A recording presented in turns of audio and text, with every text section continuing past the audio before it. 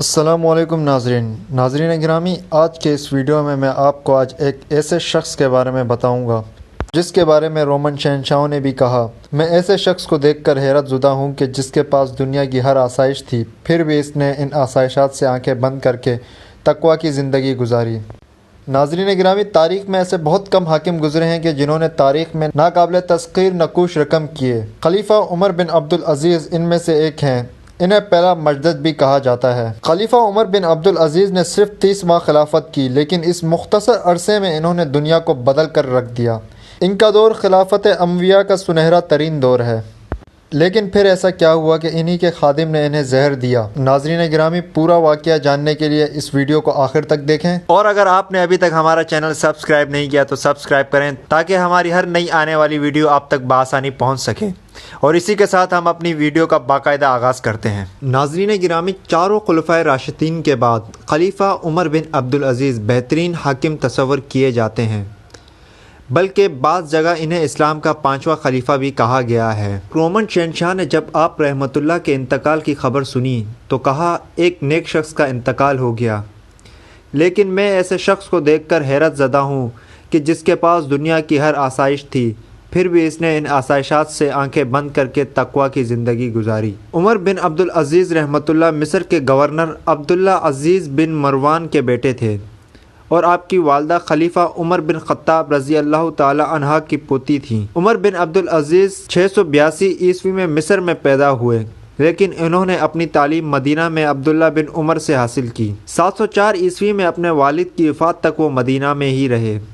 پھر ان کے تایا خلیفہ عبد المالک نے انہیں اپنے پاس بلا لیا اور اپنی بیٹی فاطمہ سے ان کا نکاح کر دیا۔ 706 عیسوی میں وہ نئے خلیفہ عبد المالک کے بیٹے ولید بن عبد المالک کے حکم پر مدینہ کے گورنر بن گئے۔ خلیفہ ولید اور ان کے بعد خلیفہ سلیمان بن عبد المالک کے دور خلافت میں عمر بن عبدالعزیز مدینہ کے گورنر رہے، لیکن جب خلیفہ سلیمان بیمار ہوئے تو انہوں نے اپنے مشیر کے مشورے پر اپنے چچا زاد عمر بن عبدالعزیز رحمۃ اللہ کو اپنا ولی عہد نامزد کر دیا، کیونکہ ان کے اپنے بچے ابھی چھوٹے تھے۔ اپنی خلیفہ کی نامزدگی کے بعد عمر بن عبدالعزیز نے ممبر پر چڑھ کر لوگوں سے خطاب کیا، اے لوگوں، میری چاہت اور آپ کی رضا بلندی کے بغیر مجھے آپ کا خلیفہ نامزد کر دیا گیا ہے۔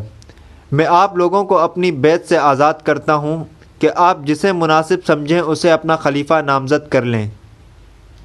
لوگوں نے جواب دیا، اے عمر، ہمیں آپ پر پورا اعتماد ہے، ہم آپ ہی کو اپنا خلیفہ بنانا چاہتے ہیں۔ عمر نے فرمایا، اے لوگوں، تو پھر تب تک میری تابعداری کرنا جب تک میں اللہ کی تابعداری کرتا رہوں، اور اگر میں اللہ کی نافرمانی کروں تو تم لوگوں پر میری تابعداری واجب نہیں۔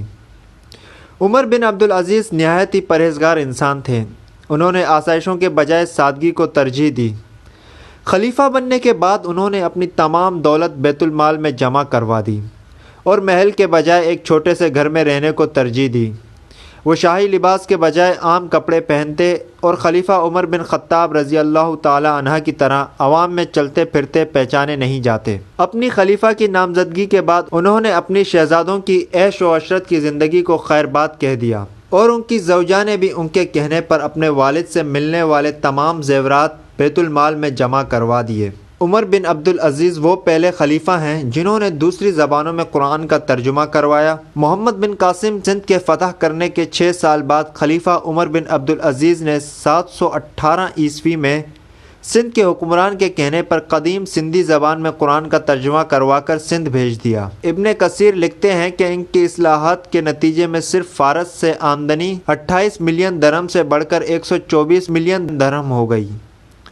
انہوں نے ایران، خراساں اور شمالی افریقہ میں بہت وسیع پیمانے پر کام کروائے، جس میں نہروں، سڑکوں، مسافروں کے لیے پناہ گاہوں اور میڈیکل ڈسپنسریوں کی تعمیر شامل ہے۔ ان کے چھوٹے سے دور خلافت میں لوگ اتنے خوشحال ہو گئے کہ ڈھونڈنے سے بھی انہیں کوئی خیرات کا مستحق نہ ملتا۔ عمر بن عبدالعزیز کو یہ اعزاز حاصل ہے کہ انہوں نے سرکاری طور پر احادیث کو جمع کرنے کا حکم جاری کیا۔ ابو بکر ابن محمد اور ابن شہاب ظہری نے یہ فریضہ سر انجام دیا۔ حضرت محمد صلی اللہ علیہ وسلم کی سنت کے مطابق انہوں نے چین اور تبت میں اسلام کی تبلیغ کے لیے اپنا وفد بھیجا۔ انہی کے دور خلافت میں مصر اور فارس میں اسلام کو پھلنے پھولنے کا موقع ملا اور وہاں کی عوام نے اسلام قبول کیا۔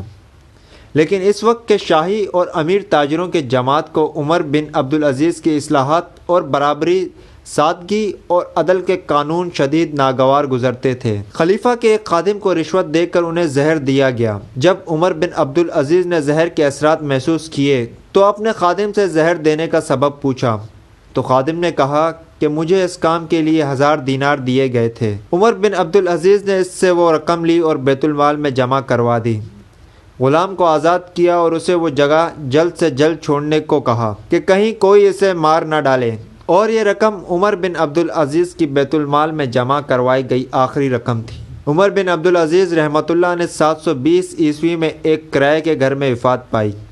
انہوں نے 17 دینار ترکے میں چھوڑے، اس وصیت کے ساتھ کہ اس رقم سے گھر کا کرایہ دیا جائے اور ان کی تدفین کے اخراجات پورے کیے جائیں۔ اللہ ان کو جنت الفردوس میں اعلیٰ مقام عطا فرمائے۔